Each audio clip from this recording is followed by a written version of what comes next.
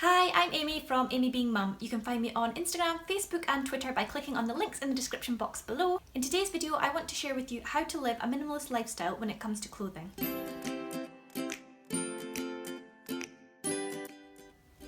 So I've spoken before about how I like to live a minimalist lifestyle.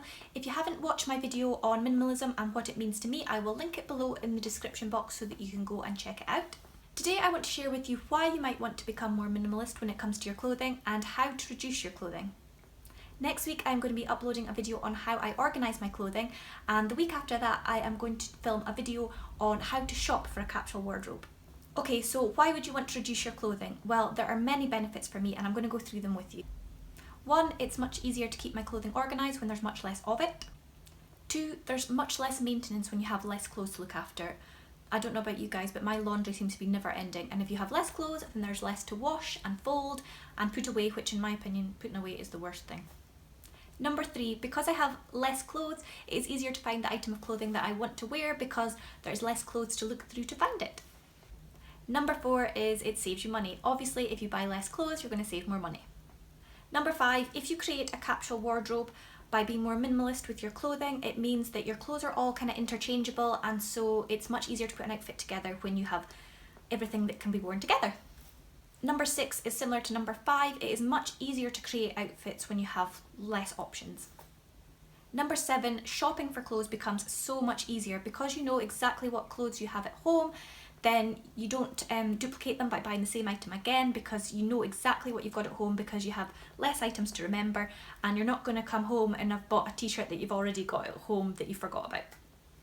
Number 8, once you go through your wardrobe and work out exactly what styles and colours suit you and what you enjoy wearing, it is much easier to shop for clothes because you know exactly what you're looking for when you go into the shop. Number 9 is that it is space saving. Obviously, if you have a much smaller wardrobe, less clothing, it's going to take up less space. So I only have 4 drawers, I think, and half of a wardrobe, and that's all I need for my clothing because I have much less. So number 10 for me is kind of just an added extra. By buying less items and inevitably getting rid of less items, I am helping the environment because I'm not disposing of things that are going to end up in landfill, and also I'm sending a good message to my daughters about consumerism. Okay, so those are the reasons why I like to have a minimalist wardrobe and why you might like to do the same. So now, how do you reduce your clothes so that you have a minimalist wardrobe? So the first thing you need to do is a big cull of your clothing. Get rid of anything that you no longer wear or don't like. That includes items of clothing that you really like but they maybe just don't suit you, or items that you don't enjoy wearing, maybe because they're uncomfortable or you have to keep adjusting the item. Like you maybe have a top that you like but you're always having to pull up the straps so you don't enjoy wearing it, or a pair of trousers that you have to keep pulling up the waistband. If you have an item like that, you tend to shy away from it when you're choosing your clothing. I know I do. So when you go to choose an outfit, you tend to pick something over that and it doesn't get worn. So what is the point in having it? What you want to create is a wardrobe where you enjoy wearing everything in it. So when I'm doing a cull of my clothing, I like to use a method that I call the box method. And what it is you get a box. I like to have one of the shallow wide ones that can get stored under the bed or on top of the wardrobe. Go through your clothes, and if there are items that you haven't worn for a long time that you think you would want to get rid of, but you've got reservations about getting rid of them, you think you might wear them one day, what to do is put them into the box. What to do is think of this box as an on the way out box, okay? So it's not a storage box of things that you're keeping. This box is on its way out of your home. So the items go into the box, and like I said, make sure it's a box that can be easily stored. So I put my items into the box, and then the box goes on top of the wardrobe in my spare room, or you can put it under your bed, somewhere where it's out of sight, out of mind kind of thing. And after a set period of time, it could be 6 months or a year. If you live somewhere where you have seasons like we do in Scotland, you have really hot weather and really cold weather. Not really hot weather, that's a lie, but hot for us, and really cold weather. There might be certain things that you'll only wear in winter or only wear in summer. So sometimes it's better to wait a year rather than 6 months.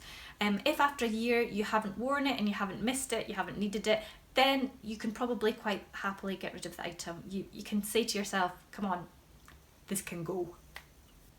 Yeah, so like I said, this box is on its way out, so once you've decided you can get rid of the item, it can go. So the box is sort of like a halfway house between it leaving your house and staying in your house, and it just makes it a little bit easier to get rid of items because sometimes it can be too hard to completely throw away an item, so you end up keeping it, and you don't really want to keep it. So you want to get rid of it, get yourself used to the idea of it going, but it hasn't actually left your house yet. So it's kind of a baby method of getting rid of things. So with that being said, don't get rid of any items that you love. So a lot of people say after 6 months to a year, if you haven't worn something, then just get rid of it. And I know I kind of said that in the last post, but that is items that you kind of thought about getting rid of, but you weren't sure. If it's an item that you absolutely love, but you just haven't worn it for a long time, don't get rid of it. If you like how it looks and it suits you, but you just haven't had a chance to wear it, then keep it. Because just because you haven't worn it this year doesn't mean that in a couple of years' time that you'll have the perfect opportunity to wear it. And if it's something that you love and it suits you, then you'll have it and it's perfect.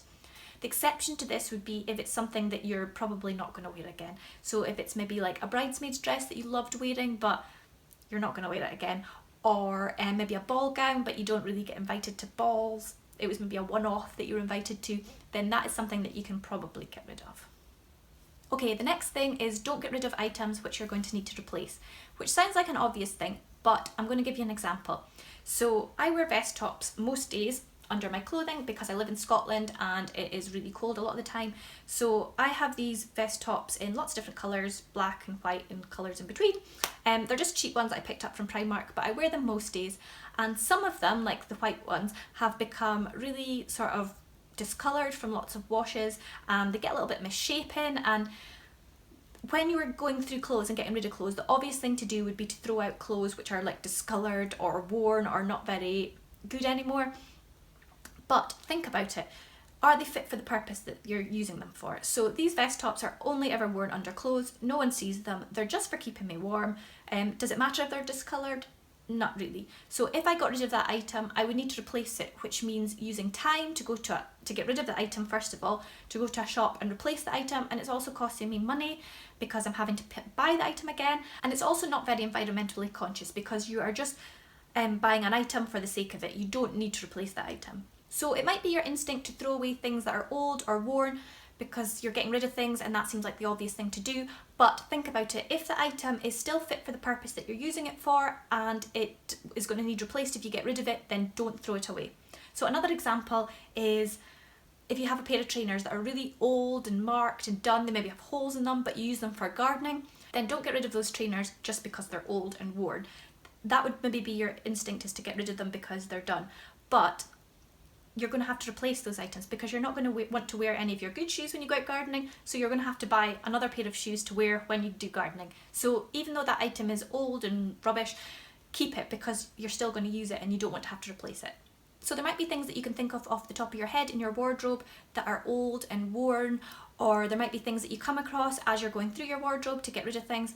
So bear in mind, if it's something that you're going to have to replace and it's fit for the purpose at the moment, then don't get rid of it. So some clothing items that you might be able to easily get rid of without having to give it much thought are if you have an item of clothing that is quite unusual, it doesn't go with anything else in your wardrobe, and to be able to wear it you would have to buy other clothes that would go with it, then that is something you can get rid of because you don't want to have to bring other things into the home in order to wear that item. So you're just going to be buying more things, which is the opposite of what you're trying to do. You're trying to get rid of things. So that is an item that you could probably get rid of. Another thing is items which don't fit you either because they're too big or too small. If it's something that realistically you're probably not going to wear again, then you can probably just get rid of that. Give it to charity and someone else can get the benefit of it. For example, I have some size 6 jeans from before I had L, and realistically I'm not going to fit them again. So I could keep them because there might be a chance that one day I might fit them, but really I can give them to charity and someone else can get the good of them. There's no point in me storing them. Another couple of examples are things which are no longer in fashion or things which just aren't your style anymore. So hopefully that gives you some ideas of how to get rid of excess clothing so that you have a more minimalist wardrobe. So once you've done a big cull of your clothing and got rid of a lot of the excess, the next step is organising your clothing. And that's what next week's video is going to be about. I'm going to show you how I organise my clothing. If you're not already subscribed to my channel, make sure you hit the subscribe button and subscribe so that you don't miss out on that video. If you found this video helpful, then like it and give it a thumbs up, and why not share it with your friends? Do you already have a capsule wardrobe, or is it something you'd like to work towards? I'd love to hear in the comments below. Thanks so much for watching today, and I'll see you next time. Bye.